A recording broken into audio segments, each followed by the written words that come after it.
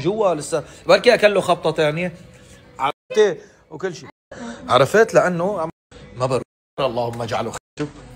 رزعت على اي هم لانه ماله رايح ما فيني ابعته عن جد لانه اذا لعب على الشوب والله بده يرعف بده ينزل دم مجروح من جوا عرفت.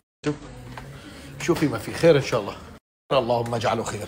خير اللهم اجعله خير. انت قاعد انت انا بدالك انت واحد ما بتفكر مزبوط. انا بدالك بهيك موقف ما بروح على النادي بتضامن مع اخي. طيب هذيك المره ليش ما تضمنتوا معنا ورحتوا على الحديقه ونحن بالنادي؟ لا حبيبي انتوا بالنادي انت عم تقولها بالنادي اخذنا اخواتك الصغار عرفت لانه محبوسين بالبيت فاخذناهم يلعبوا لهم ساعتين ورجعنا.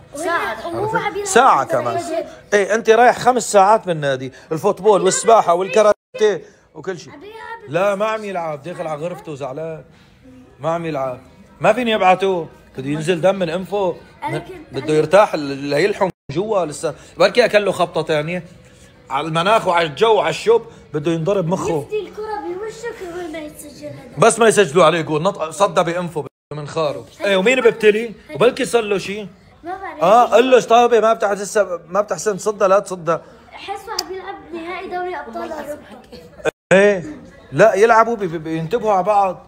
هذيك المره صد ضربه جزاء براسه وامبارح المهم ما يدخل عليه جول وامبارح نط الولد بده يطلع كاسياس. اجت الكره يعني مو بال90 بال80 هو بده ينط نط بدل ما يصدها بيده صدها بوشه. على فكره ضربت الكره على قلب كثير ثقيله كثير. ايه بس اذا هلا رجع نزل مباشره يلا وي على الدكتور فورا عرفتي بجوز من جوا بشوفوا له ساعتها بس لا مش قد نزل كثير. لا ما نزل دم بوقتها بس هون هو فاق الصبح في دم ما في ورق. فاق الصبح في دم مش فاهم بس غسل نزل له شوي. ايوه تحت المراقبه هذا الصبي. اذا بدي العب معه بلاي ستيشن للمساء شكرا فيك روح انت روح على النادي. انت ايمتى بدك تساوي لنا اكل؟ ايمتى بدنا نتغدى؟ ايمتى بدنا نتغدى حياتي؟ ما فينا بلا طبخاتك الحلوه يا عمري انت. يا عمري تكرم عليك احنا طبخه ولا والله يا حبيبي مو طبخ يعني بدك تحطي لها مرقه وتعملي لنا اياها بعرف فهمان عليك سريعه على الاكله. ايام بالنادي بيقلب راموس كل الوقت لما اذا حدا اعطاه مثلا في منهم بيلعبوا تكسير يعني هذيك المره راحت ام الاحمر راحت ام الاحمر راحت ام الاحمر يلا علمتها لموني على الاسانسير هذا بس بدنا نطلع شيء. كيف صارت الثانيه تطلع بالاسانسير؟ قلت لها خدي مثلا شو بقول منه الاسانسير؟ شو بدهم الاسانسير؟ شو بدهم الاسانسير؟ شو بدهم؟ مشان الاولاد ما يصير يلعبوا ويتشجعوا حتى يطلعوا. ايه هذيك ما استوعبت من وقت ما اجت 10 ايام ونفس الحاله عرفتي. لا واخر شيء متماد يعني او تليفون ما بتشيله من ايدها. قلت لها شيلي التليفون من ايدك. وين زاويه النميمه؟ روح زاويه النميمه انا هي الزاويه لهي الاحاديث عرفتوا زاويه النميمه. من وقت ما اجت وانا قال لها شيلي التليفون وننوش هلكت ولا تشيلي التليفون ما بتشيله. قام شو عملت؟ اعطيني تليفونك. اعطيني اياه. لا مو خذ هذا اعطيني هاد. شو عملت هيك عرفتوا عملته هيك وعم تحكي عرفتوا واذا هذا حد مرق انه عامله ذكيه على ريتشو. انا مخرج اجيال. شو عم تعملي انت؟ قلت لها شو ها؟